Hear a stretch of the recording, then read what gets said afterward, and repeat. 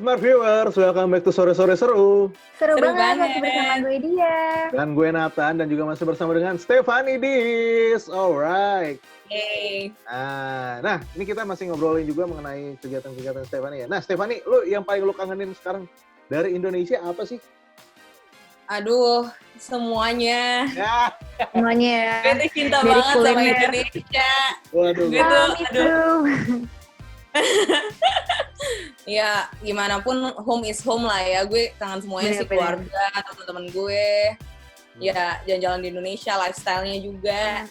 Makanan yang paling lo kangenin apa? Nah, Makanan yang di pinggir jalan. Oh my God, di sini nggak ada sama sekali. Ya ampun. Nasi goreng, sate padang. Di sini tuh semuanya di atas piring, nggak ada yang di atas kertas gitu. Gue tuh, aduh. nggak bisa.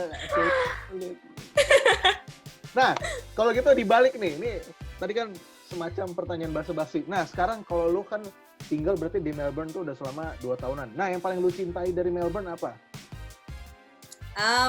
Gue udah tinggal di sini sebenarnya udah 5 tahunan sih. Oke, 5 tahun. Ya 5 tahun dan Iya, 2 tahun gue- itu kan lulus kuliahnya, bener juga. Iya. That's why lebih. 2 tahun tuh kerjanya, Tan. Iya, bener lupa gue tadi. Yang paling gue cinta about Melbourne ya. Aduh, gue tuh cinta semuanya tentang Melbourne. Jujur aja ya guys, ini gue tahu gue punya jawaban tuh sangat-sangat nggak berkualitas, tapi gue beneran this is how I feel gitu.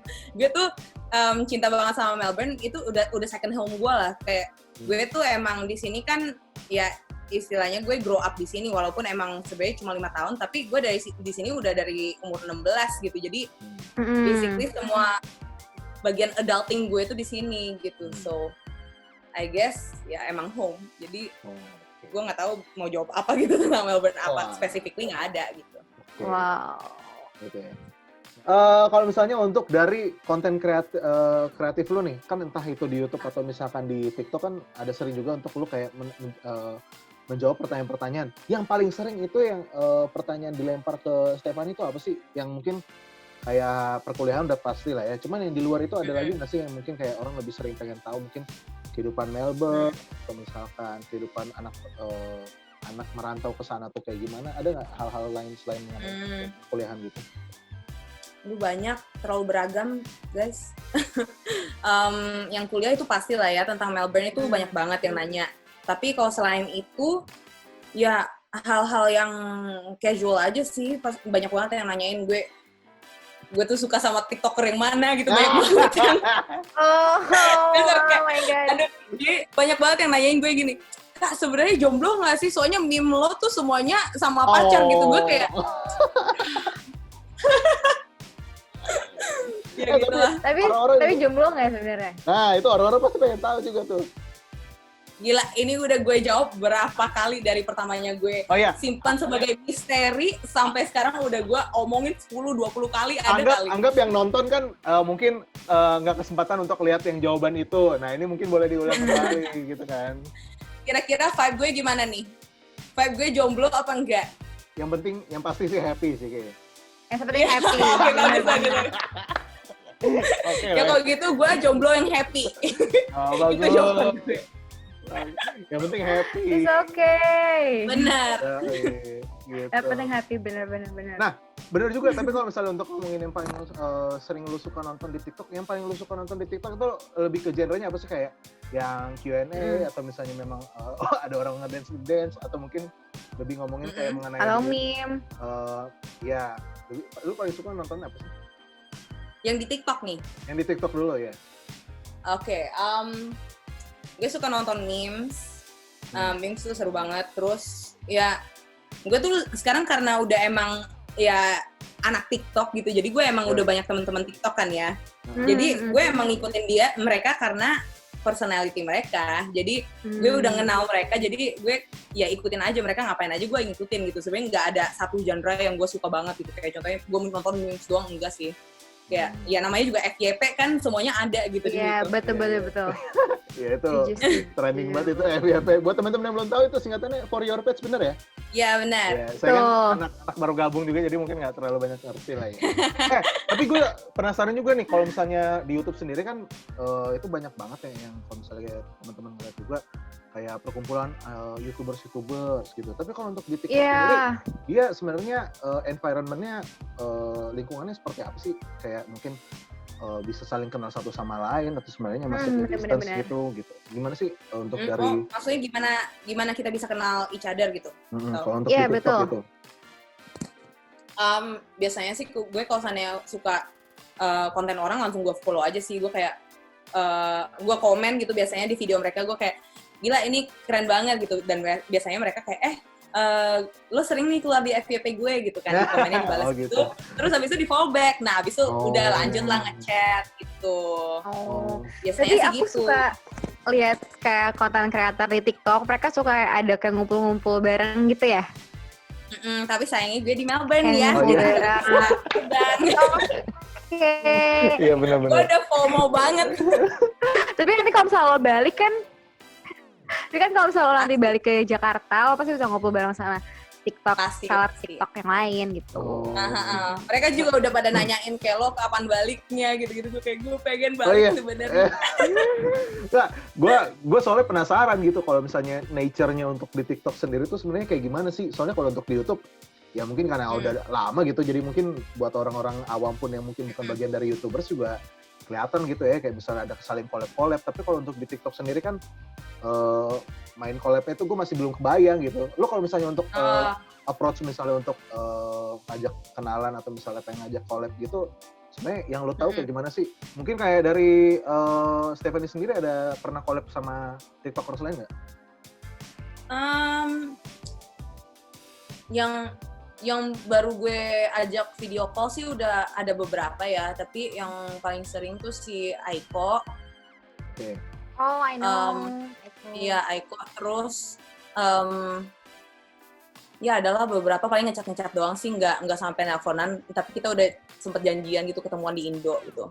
Dan biasanya kalau seandainya gue kenalan sama mereka tuh biasanya kayak kalau seandainya gue ngeliat profil mereka ada tulisan kan sekarang kayak follow back gitu, artinya mereka follow gue, ya udah masa gue nggak follow back kan. Bener-bener. Gitu. Iya. Dan kalau seandainya dia sering di FYP gue, masa gue nggak follow back ya, masa Iya. Oh. Oh, sebenarnya nature-nya lebih mirip-mirip sama kayak vibes Instagram juga kali ya, gitu ya? Iya, Jadi benar, gini ya. Karena follow-follow gitu ya. Oh. Kalau YouTube kan subscribe, jadi nggak kelihatan kan yang subscribe. Iya, Kalau di makanya. YouTube tuh kelihatan nggak sih? YouTube, Subscribe. gue nggak tahu juga sih. Kalau YouTube kita di subscribe, kayaknya nggak ketahuan kan ya? Kita yang subscribe kita tuh siapa aja? Enggak ketahuan, Enggak kan, kecuali nggak orang yang ketahuan. ngasih lihat. Iya. Oh. Nah itu kode keras tuh. Kalau ngasih lihat. Aduh, Oh. enggak gitu guys. Oke, ini gue baru tahu gitu. Mungkin buat teman-teman Smartverse juga di rumah mungkin yang pengen coba memang baru berkembang gitu kan TikToknya baru mulai banyak, terus pengen untuk approach teman-teman TikTok yang lain mungkin untuk saling kenal, yang pengen berkembang bareng-bareng. Ya sebenarnya kalau untuk dari Stephanie sendiri juga, lo ada kayak kiat-kiat nggak nih buat teman-teman yang pengen mulai TikTok? Kira-kira gimana sih cara untuk memanage pertama kali pada saat pengen bangun gitu untuk menjadi TikTok fame gitu, gimana sih Karin? Buat gue kayaknya konsisten aja sih, Konsisten.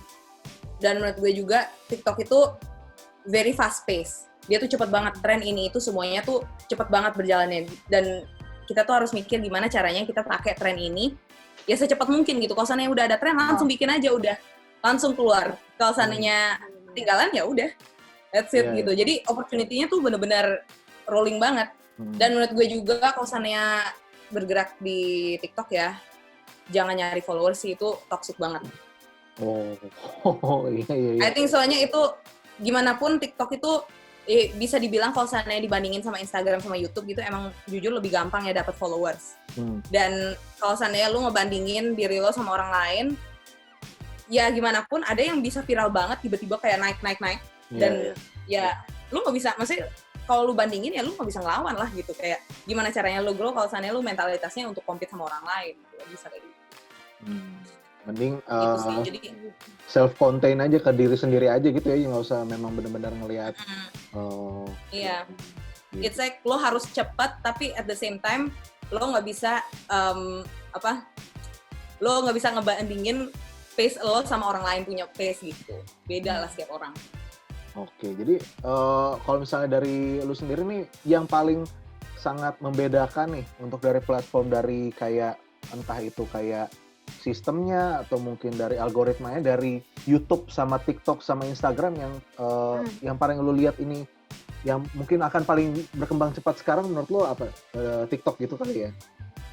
Yang berkembang cepat ya pasti TikTok, tapi menurut gue yang paling influential itu YouTube pasti. Ini quotes of the day ini gitu. Yang paling berkembang cepat itu adalah TikTok, tapi mungkin ya tetap menjadi paling influential sekarang itu masih tetap YouTube karena mungkin range-nya kali ya untuk di YouTube sendiri mungkin orang-orang masih lebih paling banyak sering main YouTube dibanding TikTok untuk dan emang ya soalnya di YouTube kan emang durasinya juga bisa lebih panjang kan ya. Jadi ya gimana pun personality lu lebih diperlihatkan di situ dan lu bisa lebih kreatif di situ. TikTok itu ya bagian lu mengenalkan diri sama orang lain. Oke. Nah, ini kunci berikutnya, bener. Ini, wah ini dapat banyak nih hari ini dari Stefani ya, gitu. Jadi mungkin untuk memperkenalkan kuncinya pertama kali mungkin bisa dari TikTok, nanti akhirnya untuk lebih dalamnya lagi ke platform-platform yang lain gitu. Nah ini kalau gitu ke platform lain. Kalau gitu sekarang berarti untuk Instagram sendiri posisinya sekarang di lu gimana nih? Prioritas lu gimana nih? Mungkin TikTok nomor 1, YouTube, Instagram gimana nih?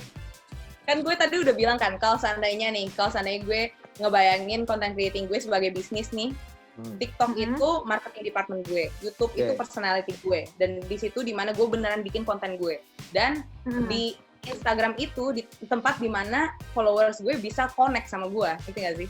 Iya. Ngerti. Jadi kayak ya istilahnya Instagram itu backstage-nya, YouTube itu the stage, terus TikTok itu ya bagian tiket booth, nggak tahu apa lah itu. Oke, siap. Gokil ya, ini akhirnya mulai kebayang. Mungkin buat teman-teman juga yang lagi nonton, ya bisa menjadikan formula ini juga sebagai yang kontekan kita buat sebenarnya bener gitu untuk kalau misalnya memang untuk TikTok itu untuk memperkenalkan kita wajah kita nanti dan personal kita nanti YouTube dan bla bla bla bla lainnya gitu. Oke deh, mantap. Nah, kalau gitu dari Stefani juga nih untuk ini kan kita udah pertengahan tahun berarti sisa 6 bulanan lagi untuk sampai ke 2021, ada nggak goals lu kira-kira walaupun memang akhirnya ada beberapa tujuan yang mungkin akhirnya terlalaikan karena memang dalam masa pandemi, tapi untuk dari sisa tahun ini kira-kira apa gimana? Sorry, tadi putus. Oh iya, maaf. Oke, intinya kira-kira goal lo apa nih 2020 sampai akhir bulan? Oh iya, 2021.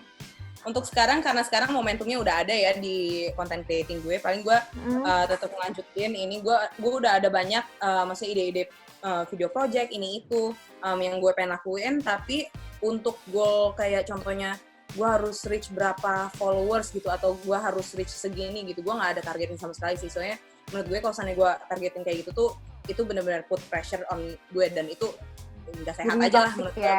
Ya, buat seorang content creator itu it's never the way lah. Soalnya gimana pun nomor tuh pasti ada lebih gedenya. Jadi kalau misalnya gue set a goal tuh kayak jangan deh, daripada gue nggak sehat gitu kan. Jadi di enjoy aja. Tapi bukan berarti gue nggak punya mimpi. Gue tetap bermimpi besar, tapi gue nggak mau targetin gue harus segini gitu tahun 2020. Tapi ya paling itu sih YouTube. Penting engagement untuk diri lo tuh tinggi ya. Iya, Itu dia ya. Oke. Nah ini gue ada sempat sembari tadi dengar juga, gue jadi kepikiran nih, kan banyak banget yang nanya memang masalah perkuliahan di Melbourne sama Stefani gitu kan. Nah ini posisinya sekarang pandemi kayak gini memang perkuliahan di Melbourne kayak gimana sih? Sekarang ini semuanya online guys. Online gitu ya? Iya, soalnya kan corona. Jadi emang kampus-kampus semuanya tutup, nggak ada yang boleh buka sama sekali. Paling yang buka kalau seandainya buat edukasi sih cuma daycare gitu, dan itu buat toddler yang kecil-kecil gitu. Kalau buat misalnya yang anak-anak semester terakhir, sidang pada online juga semuanya? Di sini nggak ada sidang sih. Ada sidang apa dong? Ya, jadi nggak ada sama sekali. Jadi emang strukturnya itu per pelajaran gitu. Jadi satu pelajaran ada final exam. satu pelajaran ada final exam ya, semester terakhir ada berapa pelajaran ya ada final examnya semua, jadi semuanya sama gitu. Dari 3 tahun itu semuanya sama. Oh, Oke, berarti memang kayak Gitu. ya exam aja gitu ya, nggak ada kayak memang sidang harus bikin tesis atau semacamnya gitu. Iya, nggak ada sih. Oke. Ya paling maksudnya emang pelajarannya lebih susah yang tahun ketiga, tapi nggak ada tesis-tesisan. Oh, kalau untuk kayak wisudaan gitu gimana? Ya udah wisuda aja, gimana? Enggak online sekarang. Oh, sekarang Taunya tuh gimana, Stefani? ya nggak ada wisuda, jadi Serius? mereka tuh, iya, jadi mereka ngebolehin ditunda wisudanya itu satu, kalau nggak boleh minjem toga, jadi buat foto-foto doang. Oh, so Kasian banget teman-teman gue. Waduh. kasihan. Iya. Oh, jadi sekarang posisinya sekarang di sana kayak gitu ya? Gila banget sih, tapi ya maksudnya ada a certain beauty juga lah in that. Jadi memorable juga kan. Oke. Benar-benar. Guys nggak tahu sih. Ini gue ada pertanyaan terakhir. Ini mungkin sebenarnya pertanyaan ini untuk Stefani ya. Ini mungkin kan memang untuk dari lu sendiri menjalani perkuliahan itu sebenarnya udah 2 tahun yang lalu gitu ya. Tapi kalau menurut lu nih, buat orang-orang yang mengikuti perkuliahan pada masa pandemi kayak gini, terus akhirnya sidang dan lulus, kan ada tuh kayak isu-isu yang lu dengar mungkin di Jakarta, di Indonesia sendiri gitu. Wah, ini anak-anak angkatan lulus 2020 ini angkatan yang gampang banget nih. Mungkin yang di Melbourne juga Angkatan corona. Iya, angkatan corona. Gue nggak tahu ya, mungkin di Melbourne tuh apakah ada Ada iming-imingan iming-imingan seperti itu atau enggak, kayak misalnya mungkin pada saat pandemi ini kan jadinya kuliahnya jadi lebih gampang, sidangnya dipermudah gitu-gitu. Menurut lo Iya, sendiri betul-betul. pandangan lo mengenai orang-orang yang berkuliah di masa pandemi kayak gini kayak gimana sih? Aduh, Berat nih, menurut berat. gue ya, iya berat. Menurut gue berat. Menurut gue Makanya berat pertanyaan banget. pamungkas di belakang. Tapi menurut gue sebenarnya hal yang seperti itu nggak bisa kita terlalu bicarain sih, maksudnya ya gimana pun kita pas kalau seandainya angkatan corona gitu ada sufferingnya sendiri, dan ya di Melbourne sendiri sih nggak ada yang namanya lebih gampang ini itu ya, maksudnya orang-orang tetap online gitu dan mereka pelajarannya Rata sama-sama aja. semuanya. Sama aja. Rata aja. Tapi kalau seandainya di Indo gitu, kalau seandainya ada yang ngomongin kayak iya lebih gampang gini-gini, gue ya udahlah. Padahal Nggak nggak usah sama sekali didengerin, loh. maksudnya. Gitu. Ya mereka tahu apa sih, kan mereka bukan angkatan corona gitu kan, kayak Iya, ya udahlah benar, itu benar. mah bahan julid doang gitu. Iya. Menurut gue Benar-benar. kayak, Bisa itu dibilang bukan hal yang bajulit penting aja. ngomongin. Iya, benar. Nggak penting banget Benar, setuju banget sih gue. gitu.